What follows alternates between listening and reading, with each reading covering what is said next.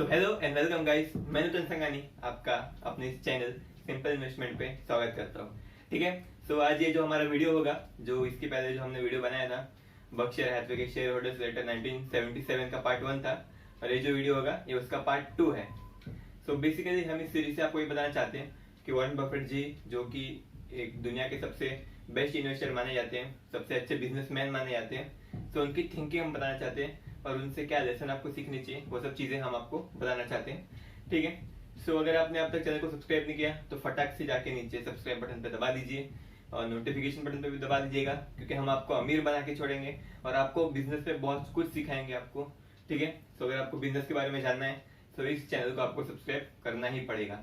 ठीक है, और अगर आप अभी अभी नए जुड़े हैं, आपको पता नहीं है कि इस वीडियो का पार्ट 1 क्या है, तो आप पार्ट 1 भी देख लीजिए, फिर पार्ट 2 देख लेना, फिर धीरे धीरे करके पूरी सीरीज देखते जाइएगा। ठीक है, सो ऊपर मैं आई बटन में लिंक दे दूंगा पार्ट 1 की, सो आप वहां पे आके देख सकते हो। लेकिन अगर आपको चाहिए तो पहले आप पार्ट 2 देख लीजिए, फिर पार्ट 1 देख लीजिए, लेकिन देखना जरूर पार्ट 1 को, क्योंकि उसमें भी बहुत सारे अच्छे अच्छे टिप हैं। ठीक है, तो चालू करते हैं हम पार्ट 2। और जैसा मैंने बताया था, मैं यहाँ पे पीपीटी दिखाऊंगा, फिर उसके बाद आपको कैमरे पे आके एक्सप्लेन करूंगा कि क्या होता है, उस टिप में क्या बताया गया है। ठीक है, तो चलते हैं हम पीपीटी की तरफ। सो ठीक है, वेलकम गाइस, आप आ चुके हैं हमारे पीपीटी पे। सो ये हमारा Berkshire Hathaway share holders letter 1977 का समरी का पार्ट नंबर 2। ठीक है, सो अब हम चालू करते हैं। यहाँ पे सबसे पहले आएगा लेसन नंबर 4, क्योंकि इसके पहले के जो 3 लेसन थे वो हम इसके पार्ट 1, ये जो वीडियो का पार्ट 1 था उसमें हम दे चुके हैं। अगर आपने अभी तक देखा नहीं है तो आप ऊपर आई बटन पर क्लिक कर सकते हैं और वहाँ पर आके आप हमारा पार्ट नंबर 1 देख सकते हैं। ठीक है, सो ये है लेसन नंबर 4। तो जो वॉरेन बफेट जी यहाँ पे कहते हैं, वो कहते हैं कि it would be foolish to focus unduly on short term prospects when acquiring an entire company. We think it equally unsound to become mesmerized by near-term earnings or recent trends in earnings when purchasing small pieces of company. That is marketable common stocks, और जैसे हम share के नाम से इसको जानते हैं। तो इसमें वॉरेन बफेट जी यही बोलते हैं कि किसी भी बिज़नेस को, अगर आप कोई बिज़नेस को अगर आप खरीदना चाहोगे तो उसको आप शॉर्ट टर्म के लिए या फिर किसी ट्रेंड की वजह से नहीं खरीदते हो। सो इसीलिए अगर आप शेयर खरीदते हो तो उसको भी आपको शॉर्ट टर्म में या फिर किसी ट्रेंड के लिए, पर्टिकुलर ट्रेंड के लिए आपको नहीं खरीदना चाहिए। सो अब इस लेसन को हम और अच्छी तरीके से एक्सप्लेन करेंगे और आपको एग्जाम्पल भी देंगे। ठीक है, सो अब हम चलते हैं हमारे कैमरे पे। तो जो हमारा लेसन नंबर 4 है वो बेसिकली यही बताता है कि आपको हमेशा लॉन्ग टर्म के ऊपर फोकस करना चाहिए, शॉर्ट टर्म के ऊपर नहीं करना चाहिए। ठीक है, तो मैं यहाँ पे आपको एग्जांपल देता हूँ। समझिए कि कोई एक बंदा है, उसने एक दुकान खोली और वो सोचता है कि अभी फिलहाल कोरोना वायरस चल रहे हैं, जिसकी वजह से जो मेडिसिन है, लोग दवाई ज्यादा खरीदेंगे, तो इसलिए उसने दुकान को, उसको मेडिकल बना दिया, मीन्स उसने मेडिकल खोल दिया। ठीक है, तो उस बंदे ने सोचा कि जब तक कोरोना वायरस चलता है 5 6 7 8 महीने के लिए, तब तक मैं एक मेडिकल खोल देता हूँ, तो उससे मुझे बहुत सारा प्रॉफिट होगा। तो मीन्स वो इतना शॉर्ट टर्म, मीन्स 5 6 महीने के लिए वो मेडिकल खोल रहे हैं, उसमें इसको कितना खर्चा पड़ता है। सबसे पहले मेडिकल के लाइसेंस का खर्चा, दुकान का डिपॉजिट देना पड़ता है, भाड़ा, फिर इतना सारा दवाई खरीदना पड़ता है, फिर क्या पता वो दवाई बिकी ना बिकी, इतना रिस्क है मीन्स इस चीज में। ठीक है, तो ऐसी बहुत सारी चीजें हैं। सो आप उस बंदे को क्या बोलोगे कि क्या उस बंदे ने बराबर से इन्वेस्टमेंट किया? नहीं, आप ऐसा ही बोलोगे कि वो पागल है, कितना खर्चा है मीन्स मेडिकल खोलने में, और वो सिर्फ 5 6 महीने के लिए खोल रहे हैं, तो फिर इससे फायदा क्या होगा? ठीक है, तो यही हमें शेयर खरीदते टाइम भी ध्यान रखना है। ठीक है, जब आप शेयर खरीदते हो तो सिर्फ आप शेयर नहीं खरीदते हो, आप उस कंपनी का मालिकाना हक खरीदते हो, आप उस कंपनी के मालिक बन जाते हो। बेसिकली जो कंपनी है वो कुछ बिजनेस चलाती है, तो आप बिजनेस के मालिक बन जाते हो। तो तब आपको सोचना यह है कि क्या मैं इस बिजनेस को खरीद रहा होता, मीन्स अगर ये पूरी बिजनेस मुझे खरीदनी होती तो क्या मैं इसको खरीद रहा होता? ठीक है, सो जैसे आप बिजनेस में, अगर आपको कोई दुकान खोलनी है या फिर कोई भी बिजनेस चालू करना है, तो उसके लिए आप लंबा समय तक, मीन्स आगे का सोचते हो बहुत ज्यादा, कि 1 2 साल, कि हाँ भाई अभी आपने दुकान चालू किया, फिर बिजनेस चालू किया, तो 1 1.5 साल तक उसने कुछ परफॉर्म नहीं किया, कुछ पैसा नहीं निकाल पाया, फिर भी चलता है। उसके बाद ये जरूर कुछ अच्छा करेगा ये बिजनेस, उसमें कैपेबिलिटी है कि हाँ जरूर 1 1.5 साल के बाद वो बिजनेस अच्छा चलेगा। ठीक है, तो आप हमेशा इसी उम्मीद से बिजनेस खोलते हो, और 1 1.5 साल तक बिजनेस परफॉर्म ना करे, फिर भी आप ये उम्मीद लगा के रखते हो कि हाँ भाई चलेगा, और एक दिन वो चलता है। ठीक है, तो शेयर खरीदते टाइम भी हमें यही ध्यान में रखना है, शेयर खरीदते टाइम भी हमें हमेशा आगे की सोचना है। हमें ऐसा नहीं सोचना चाहिए कि मीन्स अभी 3 4 महीने के लिए जो फार्मा जो सेक्टर है वो बहुत ज्यादा अच्छा परफॉर्म करेगा, उसमें बहुत ज्यादा पैसे मिलेंगे, या फिर ऐसा भी नहीं सोचना है कि बाजू वाले गुप्ता जी वो भी फार्मा के स्टॉक खरीद के बहुत ज़्यादा अमीर बन चुके हैं। उन्होंने बताया था कि 10,000 उनका अभी 15,000 बन चुका है। 10,000 लगाया था और सन फार्मा में उन्होंने 10,000 लगाया था, अभी वो 15,000 बन चुका है। ये सब बातों पे आपको ध्यान नहीं देना है। दूसरे कितना पैसा कमाए उस पर ध्यान देना ही नहीं आपको, ठीक है। सो बताना यही चाहता हूँ मैं कि आपको शॉर्ट टर्म पे नहीं ध्यान देना है। आप कोई भी बिजनेस चालू करते हो, खुद के लिए भी आप बिजनेस चालू करोगे, सो आप 3-4 महीने के लिए बिजनेस नहीं चालू करोगे, आप लंबे टाइम के लिए बिजनेस चालू करोगे। तो शेयर मार्केट में भी आपको इसी चीज का ध्यान रखना है कि कोई भी आप बिजनेस खरीदो तो उसको आपको शॉर्ट टर्म के लिए नहीं खरीदना है, 2-3 महीने के लिए नहीं खरीदना है, लंबी अवधि के लिए खरीदना है, लंबे समय के लिए खरीदना है और उस बिजनेस को समझ के खरीदना है। आपको ऐसे बिजनेस पे तो नहीं जाओगे कि जिसमें आपको पता नहीं हो कि क्या होता है बेसिकली, ठीक है। सो आपको बेसिकली ऐसे बिजनेस खरीदना है जिसमें आपको पता हो क्या होता है, वो बिजनेस क्या करता है, और आपको लंबी अवधि के लिए, लॉन्ग टर्म के लिए खरीदना है, ठीक है।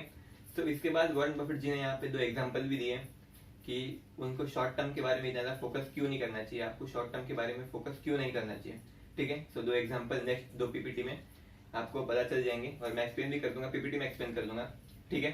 सो ये था हमारा लेसन नंबर 4। ठीक है। सो ये था लेसन नंबर 4 और इसमें वॉरेन बफेट जी इसके कंटिन्यूशन में और भी कुछ कहते हैं, वो इसका एग्जांपल भी देते हैं, ठीक है। सो एग्जांपल की तरफ चलते हैं।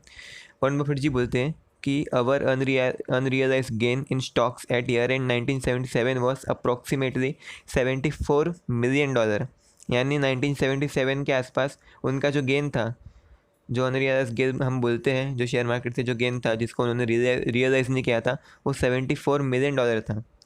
But this figure like any other figure on a single date should not be taken so seriously.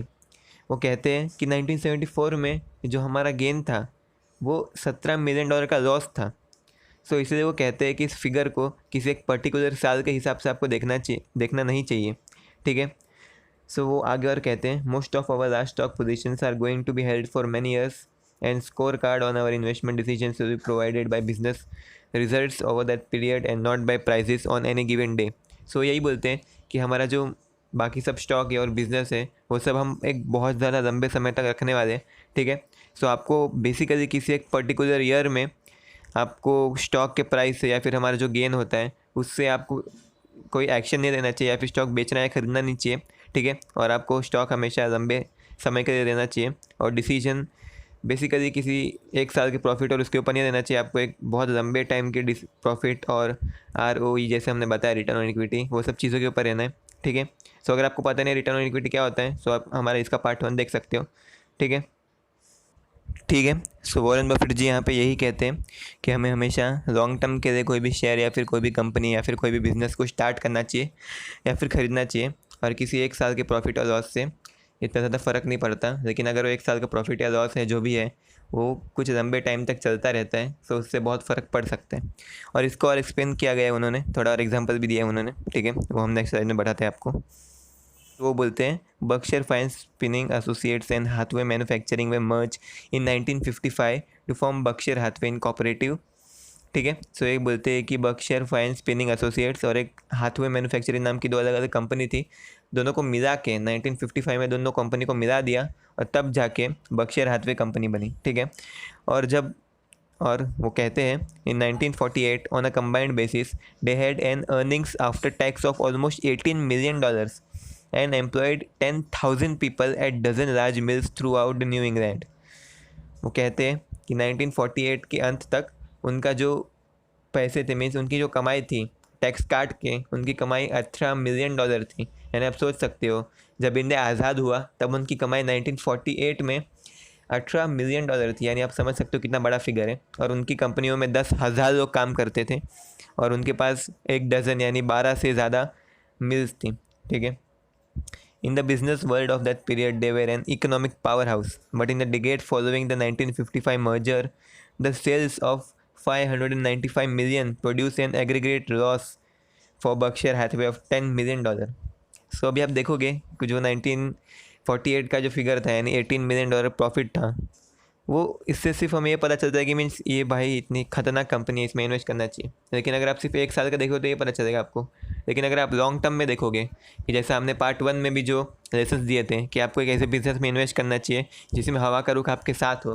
लेकिन ये जो बिज़नेस है, ये जो बर्कशायर हाथवे जो बिज़नेस करती थी वो मिल का, यानी वो सब क्या बोलते हैं, यानी उनकी मिल्स थी यानी कपड़ा बनाती थी, ठीक है, और वो जो बिज़नेस था उनमें हवा सामने से आ रही थी, इसकी वजह से वो बिज़नेस चल नहीं पा रहे थे। सो वही वो बोल रहे हैं कि 1955 की मीन्स तकरीबन 10 साल के आसपास उसके बाद जो हमारी सेल्स थी वो $595 मिलियन थी, लेकिन इतनी ज़्यादा सेल्स ने भी $10 मिलियन का लॉस क्रिएट किया। और वो कहते हैं by 1964 the operation had been reduced to 2 mills and net worth has shrunk to $22 million. So यही बोलते हैं कि जब तक 1964 आया तब तक जो ऑपरेशन था यानी जो कंपनी चल रही थी उसको बहुत सारी मिल्स को उनके बंद कर दिया गया था। उनकी तकरीबन सिर्फ 2 मिल्स थी, 12 मिल्स से सीधा 2 मिल्स पे आ गए, और जो नेटवर्थ थी उनकी वो भी बहुत गिर चुकी थी, $22 मिलियन पे आ चुकी थी, ठीक है। सो इससे सब हमें यही पता चलता है कि हमें किसी भी बिज़नेस में हमेशा लॉन्ग टर्म के लिए इन्वेस्ट करना चाहिए। किसी एक साल की कमाई या फिर ये सब देख के हम उसमें इन्वेस्ट नहीं कर सकते, ठीक है। सो अब हम चलेंगे लेसन नंबर 5 के ऊपर। तो ये लेसन नंबर 5 है, वो यही बोलता है कि unusual managerial discipline will be required as it runs counter to normal institutional behavior to let other fellow take away business even at foolish prices।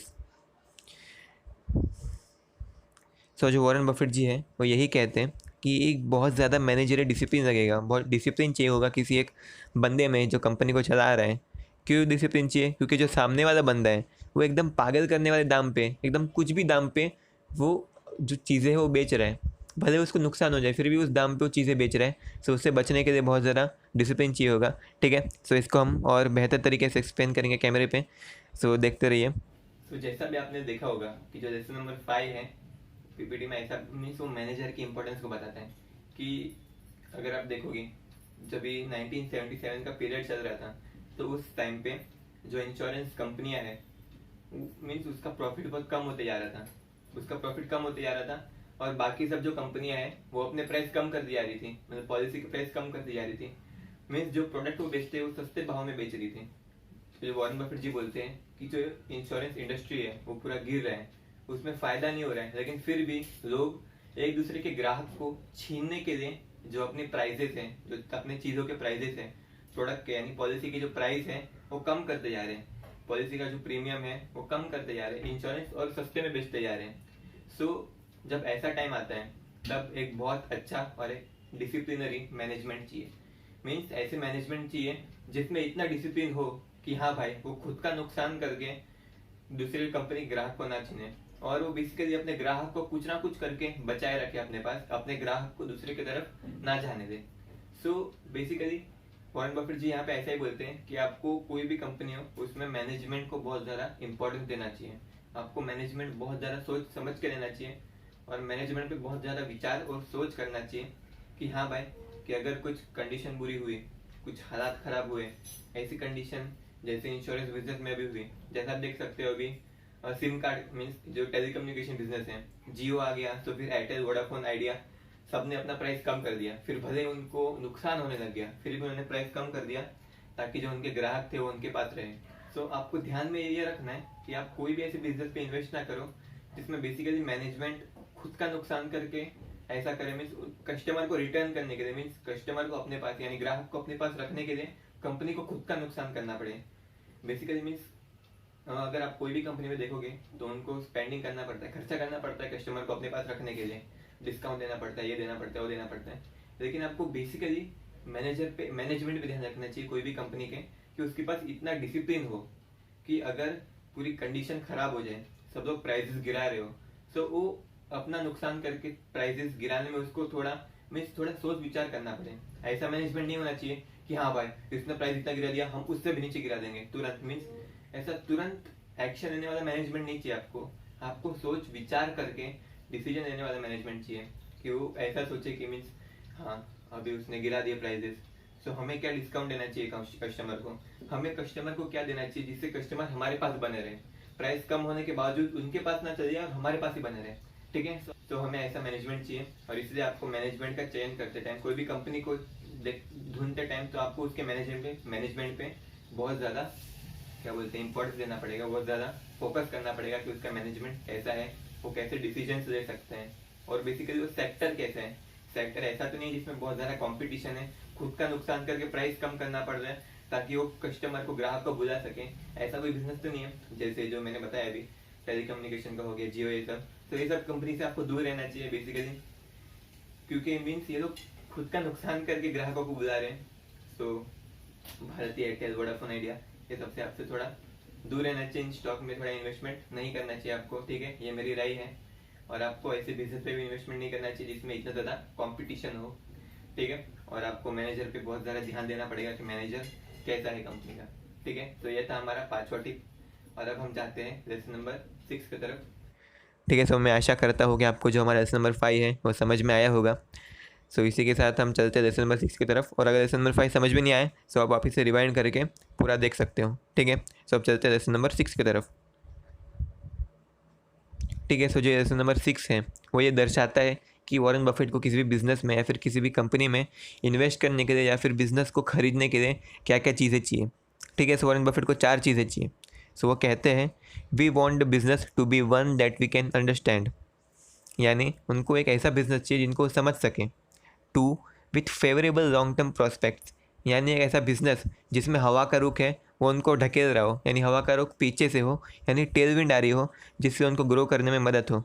And 3 operated by honest and competent people, यानी कुछ अच्छे लोग उनको चला रहे हो उस business को, ठीक है। And 4 available at a very attractive price, यानी जो बिज़नेस का प्राइस है वो बहुत सस्ते में मिलना चाहिए, बिज़नेस डिस्काउंट में मिलना चाहिए, बार्गेन प्राइस में मिलना चाहिए, तभी हम ऐसे बिज़नेस को खरीदना चाहेंगे। और वो आगे कहते हैं we ordinary make no attempt to buy equities for anticipated favourable stock behaviour in the short term. वो कहते हैं कि हम बेसिकली शॉर्ट टर्म के लिए कोई भी इक्विटी या फिर कोई भी बिज़नेस खरीदते नहीं है या फिर कोई भी शेयर खरीदते नहीं है, हमें हमेशा लॉन्ग टर्म के लिए बिज़नेस खरीदते हैं। और ये 4 चीज़ मैं हमेशा ध्यान रखता हूँ, ऐसा वॉरेन बफेट जी कहते हैं, ठीक है। लेकिन अभी जाइएगा मत, क्योंकि हमारे पास आपके लिए एक बोनस लेसन भी है, जैसा कि हम पिछले वीडियो में भी लाए थे। सो ठीक है, अब हम चलते हैं बोनस लेसन की तरफ। Bonus lesson part 2। तो जो बोनस लेसन है वो बेसिकली 2 टिप में बटा हुआ है। जो पहली टिप है वो ये है कि we select our marketable equity securities in such a way as we would evaluate a business for acquisition in its entirety. So Warren Buffett ji है वो ये कहते हैं कि हम किसी भी इक्विटी को, यानी किसी भी शेयर को या फिर किसी भी सिक्योरिटी को हम ये सोच के खरीदते हैं कि जैसे हम उस पूरी कंपनी को खरीदते हैं। अगर आप कोई भी कंपनी को ऐसा सोच के खरीदोगे कि हाँ भाई मैं इस कंपनी को पूरी तरीके से खरीद रहा हूँ, सो आपको थोड़ा सीरियस हो जाओगे, आप थोड़ा सीरियस हो जाओगे और बराबर तरीके से आप डिसीजन लोगे, ठीक है। सो वॉरेन बफेट जी का जो बोनस लेसन का पार्ट 1 था, जो बोनस था उसका फर्स्ट टिप यही था कि आप किसी भी बिज़नेस को या फिर किसी भी जब शेयर को आप खरीद रहे हो, सो ऐसा मत समझो कि वो शेयर है मीन्स एक कागज़ का टुकड़ा या फिर ऐसा कुछ है। आप समझो कि वो एक बिज़नेस का टुकड़ा है, आप वो पूरा बिज़नेस खरीद रहे हो। कि मीन्स आप ऐसा समझो कि अगर आप होते एक बंदे हो और आपके सामने बिज़नेस है और आपके पास अपॉर्चुनिटी है कि आप ये बिज़नेस खरीद सकते हो, तो क्या आप खरीदोगे, ठीक है। सो टिप नंबर 1 यही था। अब चलते हैं टिप नंबर 2 की तरफ। सो टिप नंबर 2 में वॉरेन बफेट जी बोलते हैं if their business experience continues to satisfy us we welcome lower market prices of stock we own as an opportunity to acquire more of an good thing at a better price, ठीक है। तो Warren Buffett जी यहाँ पे कहना यही चाहते हैं कि अगर हम जिस स्टॉक को खरीदते हैं उस स्टॉक का जो बिज़नेस है, बिज़नेस आगे बढ़ रहा होता है, उसमें ग्रोथ हो रहा होता है, लेकिन किसी ट्रेंड की वजह से या फिर किसी एक शॉर्ट टर्म में किसी चीज़ की वजह से उसका प्राइस गिर जाता है। सो अगर किसी भी शॉर्ट टर्म में कुछ भी फ्लक्चुएशन की वजह से उसका प्राइस गिर जाता है, तो हम उसको एक अपॉर्चुनिटी समझते हैं। हम उस अपॉर्चुनिटी को, यानी प्राइस गिरे हुए प्राइस पे हम और स्टॉक खरीदना चाहते हैं, ठीक है। सो ऐसा एक लाइव एग्जांपल है, जैसे आप देख सकते हैं मैगी, जब ये मैगी का ये जो कांड हुआ था कि मीन्स सब बोल रहे थे कि मैगी में ऐसा ये है, ये केमिकल डालते हैं, ये हो सकता है, वो हो सकता है, ठीक है। सो जब मैगी का ये सब चल रहा था, मीन्स न्यूज़ में चल रहा था बहुत टाइम पहले, 3 या 4 साल के आसपास, इतना ठीक से याद नहीं है, लेकिन जब ये चल रहा था ये सब, तब नेस्ले की शेयर प्राइस बहुत ज़्यादा गिर चुकी थी। सो अगर तभी आपने शेयर खरीद लिए होते, सो अभी कुछ समय बाद आप बहुत अमीर बन चुके होते। तकरीबन 40 to 50% उन्होंने रिटर्न दिया था, ठीक है। वॉरेन बफेट जी यही बोलते हैं कि अगर कोई बिज़नेस अच्छा हो लेकिन किसी शॉर्ट टर्म की वजह से उसका जो प्राइस है वो गिर चुका हो, सो आपको उसको एक अपॉर्चुनिटी समझना चाहिए उस बिज़नेस को ख़रीदने के लिए। लेकिन आपको ये याद रखना है कि आप उसमें 4 चीज़ें होनी चाहिए, ठीक है। सो उसको भूलना मत। और थैंक यू सो मच ये वीडियो यहाँ तक देखने के लिए। अगर आपको वीडियो अच्छा लगा तो लाइक शेयर सब्सक्राइब कर देना। नीचे सब्सक्राइब बटन है उसको जरूर दबा देना अगर आपको ये सीरीज़ अच्छा लगा या फिर इसका पार्ट 1 पार्ट 2 दोनों अच्छा लगा और ऐसे और वीडियो चाहिए तो आप प्लीज़ उस लाइक बटन को भी दबा दीजिएगा क्योंकि उससे हमें बहुत मोटिवेशन मिलता है। So thank you so much ये वीडियो देखने के लिए और अगर वीडियो पसंद आया तो आप दोस्तों के साथ भी शेयर कर सकते हो। ठीक है, थैंक यू।